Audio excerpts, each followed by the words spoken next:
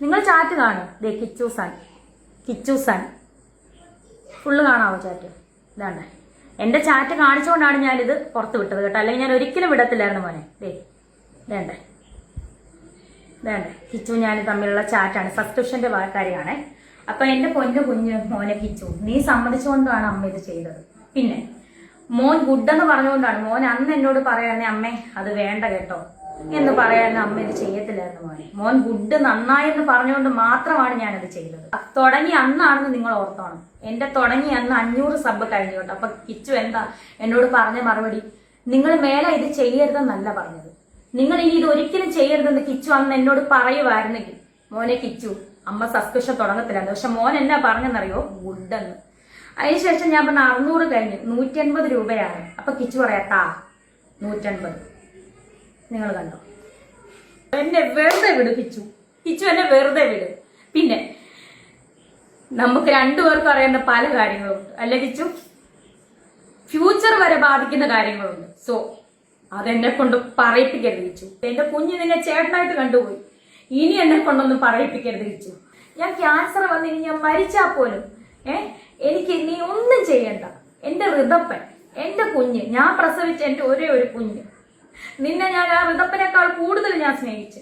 നിന്നെ ഞാൻ ഋതപ്പനേക്കാൾ കൂടുതൽ ഞാൻ നിനക്ക് എന്റെ സബ്സ്ക്രിപ്ഷൻ കിട്ടിയ പൈസ വരെ ഞാൻ നിനക്ക് തന്നു. ഒരുപാട് പൈസകൾ ഞാൻ ഉറക്കമൊളിച്ച്, ഞാൻ ആൽബങ്ങൾ ചെയ്തത്, ഞാൻ ഉറക്കമൊളിച്ച് ഗൾഫിൽ പോയി പ്രമോഷൻ ചെയ്തത് എല്ലാം ഞാൻ നിനക്ക് അതിന് ഒരു ഓഹരി ഞാൻ നിനക്ക് തന്നിട്ടുണ്ട്. നീ അതെല്ലാം വാങ്ങിച്ചിട്ടുണ്ട്. ആ ചാറ്റുകളെല്ലാം എന്റെ കയ്യിലുണ്ട്. പക്ഷെ ഞാൻ അതൊക്കെ കാണിക്കത്തില്ല കിച്ചു. നീ അല്ല ഞാൻ.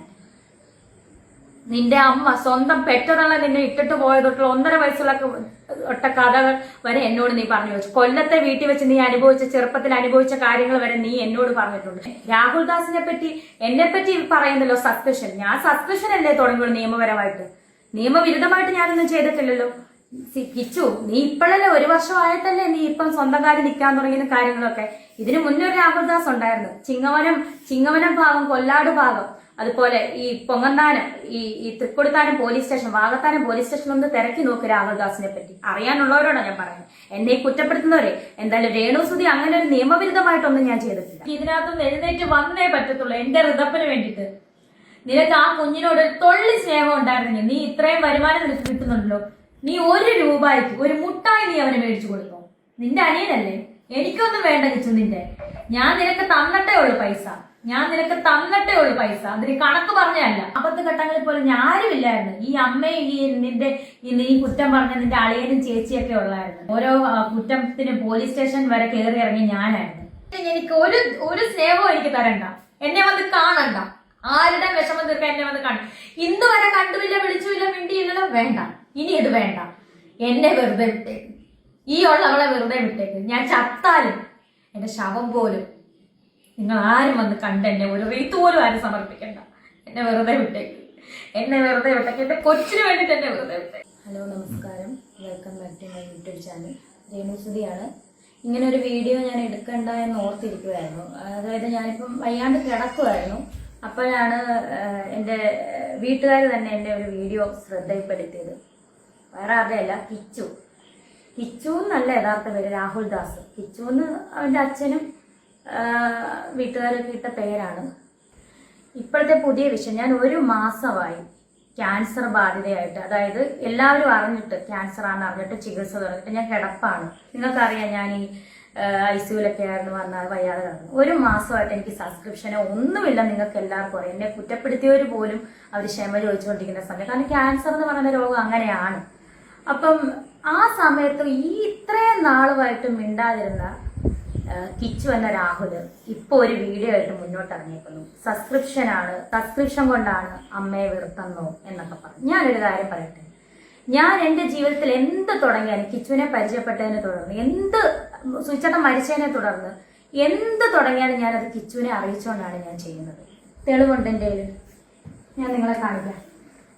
കിച്ചു എന്തായാലും എന്റെ ചാറ്റ് പുറത്ത് വിട്ടല്ലോ. അപ്പൊ പിന്നെ എനിക്കും പറയണമല്ലോ, പറയേണ്ട കാര്യങ്ങൾ എനിക്കും പറയണം. ഞാൻ കിച്ചുവിനോട് പറഞ്ഞ സബ്സ്ക്രിപ്ഷന്റെ ചാറ്റ് മാത്രമേ ഞാൻ കാണിക്കുന്നുള്ളൂ. കാരണം എന്നെ പറ്റി അതാണല്ലോ പറഞ്ഞത്. സബ്സ്ക്രിപ്ഷൻ ആണല്ലോ ഇപ്പം മെയിൻ പ്രശ്നമായിട്ട് ഇപ്പം പറഞ്ഞത്. അപ്പൊ ആ സബ്സ്ക്രിപ്ഷന്റെ ചാറ്റ് മാത്രം ഞാൻ കാണിക്കാം. ഓക്കെ, ഞാൻ കിച്ചുവിനോട് പറഞ്ഞു, ഞാൻ നിങ്ങളെ കാണിക്കാം. കിച്ചു സൺ, ഞാൻ സബ്സ്ക്രിപ്ഷൻ തുടങ്ങി. അപ്പൊ ഒരു സ്മൈലിയുടെ ചിഹ്നം ഇട്ടപ്പോ കിച്ചു ആഹാ അപ്പൊ ഞാൻ 500 സബ് കഴിഞ്ഞു കേട്ടോ. ആ തുടങ്ങി അന്നാണെന്ന് നിങ്ങൾ ഓർത്തോണം. എന്റെ തുടങ്ങി അന്ന് 500 സബ് കഴിഞ്ഞു കേട്ടോ. അപ്പൊ കിച്ചു എന്താ എന്നോട് പറഞ്ഞ മറുപടി, നിങ്ങൾ മേലെ ഇത് ചെയ്യരുതെന്നല്ല പറഞ്ഞത്, നിങ്ങൾ ഇനി ഇത് ഒരിക്കലും ചെയ്യരുതെന്ന് കിച്ചു അന്ന് എന്നോട് പറയുമായിരുന്നെങ്കിൽ മോനെ കിച്ചു അമ്മ സബ്സ്ക്രിപ്ഷൻ തുടങ്ങത്തില്ലായിരുന്നു. പക്ഷെ മോൻ എന്നാ പറഞ്ഞെന്നറിയോ, ഗുഡെന്ന്. അതിനുശേഷം ഞാൻ പറഞ്ഞ 600 കഴിഞ്ഞു, 180 രൂപയാണ്. അപ്പൊ കിച്ചു പറയാ 150. നിങ്ങൾ കണ്ടോ ചാറ്റ് കണ്ടോ? നിങ്ങൾ ചാറ്റ് കാണും. ദേ കിച്ചു സൺ ഫുള്ള് കാണാവോ ചാറ്റ്? ഇതാണ് എന്റെ ചാറ്റ് കാണിച്ചുകൊണ്ടാണ് ഞാനിത് പുറത്ത് വിട്ടത് കേട്ടോ, അല്ലെങ്കിൽ ഞാൻ ഒരിക്കലും വിടത്തില്ലായിരുന്നു മോനെ. വേണ്ടേ കിച്ചു ഞാൻ തമ്മിലുള്ള ചാറ്റാണ്, സബ്സ്ക്രിപ്ഷന്റെ കാര്യമാണ്. അപ്പൊ എന്റെ പൊന്നു കുഞ്ഞ് മോനെ കിച്ചു, നീ സമ്മതിച്ചുകൊണ്ടാണ് അമ്മ ഇത് ചെയ്തത്. പിന്നെ മോൻ ഗുഡെന്ന് പറഞ്ഞുകൊണ്ടാണ്. മോൻ അന്ന് എന്നോട് പറയാനേ അമ്മേ അത് വേണ്ട കേട്ടോ എന്ന് പറയാനും അമ്മ ഇത് ചെയ്യത്തില്ലായിരുന്നു മോനെ. മോൻ ഗുഡ് നന്നായെന്ന് പറഞ്ഞുകൊണ്ട് മാത്രമാണ് ഞാനത് ചെയ്തത്. പിന്നെ നാക്കിന്റെ വീഡിയോ നിങ്ങൾക്കറിയാം, ലൈവ് വീഡിയോ വന്നപ്പം കിച്ചു എന്നോട് സംസാരിച്ചു. അപ്പോഴാണ് കിച്ചു എന്നോട് ഇത് സംസാരിക്കുന്നത്. അത്രയും നാളുമായിട്ട് കിച്ചു എന്നോട് ഇത് സംസാരിച്ചിട്ടില്ലായിരുന്നു.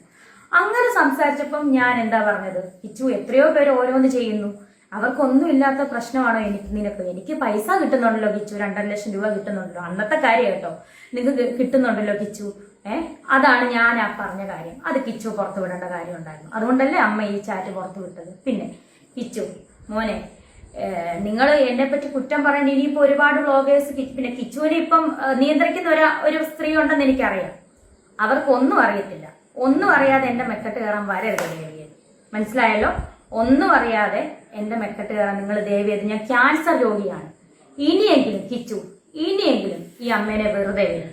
നീ എന്നെ നോക്കണ്ട, നീ എനിക്ക് ഗുണം ചെയ്യണ്ട, നീ എന്നെ അമ്മയെന്ന് വിളിക്കണ്ട, ദയവേത് ഒന്നും എന്നെ നീ വിളിക്കണ്ട. എനിക്ക് എന്നെ ദ്രോഹിക്കാതിരുന്നുകൂടെ നിനക്ക് ഇനിയെങ്കിലും?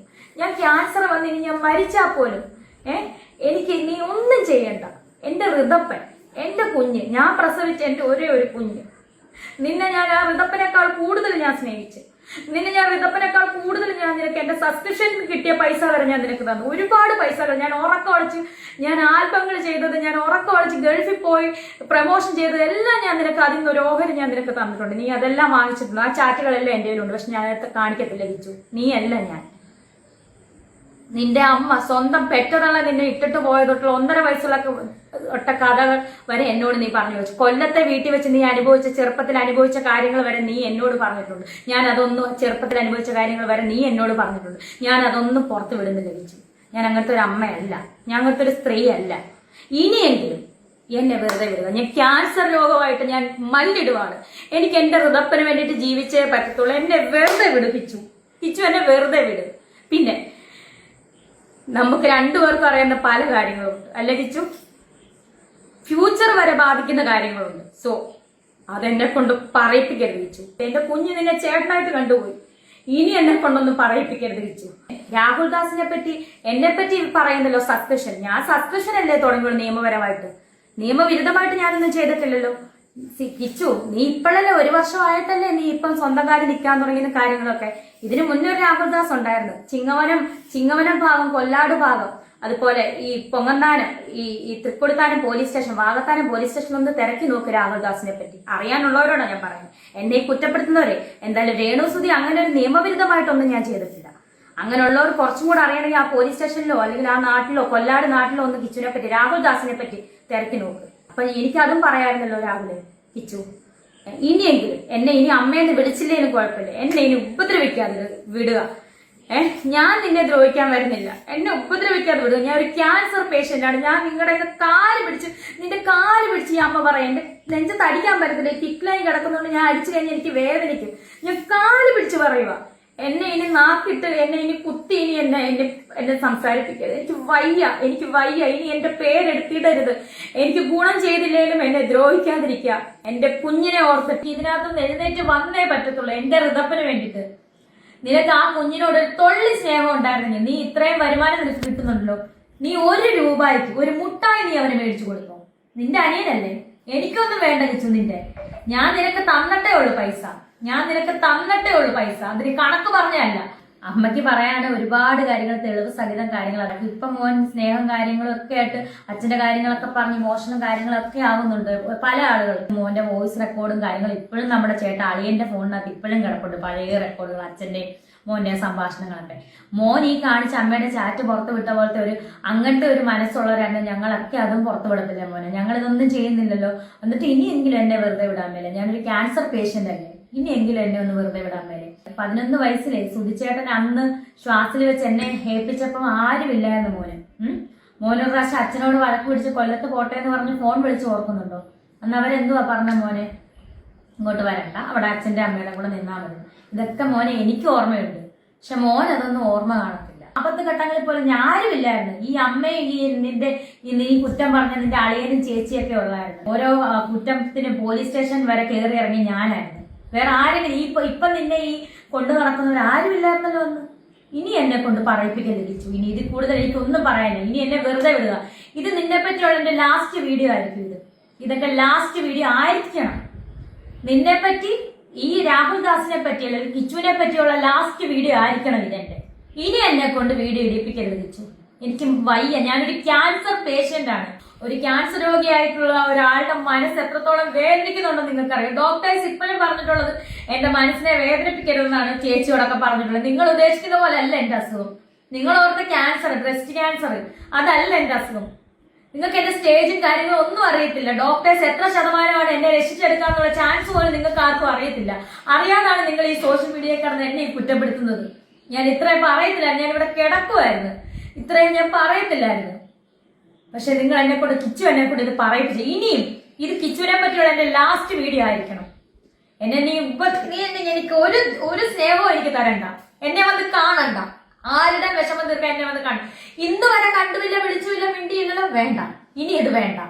എന്നെ വെറുതെ വിട്ടേക്ക്, ഈ ഉള്ളവളെ വെറുതെ വിട്ടേക്ക്. ഞാൻ ചത്താലും എന്റെ ശവം പോലും നിങ്ങൾ ആരും വന്ന് കണ്ട് എന്നെ ഒരു റീത്ത് പോലും ആരും സമർപ്പിക്കണ്ട. എന്നെ വെറുതെ വിട്ടേക്ക്, എന്നെ വെറുതെ വിട്ടേക്ക്. എന്റെ കൊച്ചിന് വേണ്ടിട്ട് എന്നെ വെറുതെ വിട്ടേക്ക്.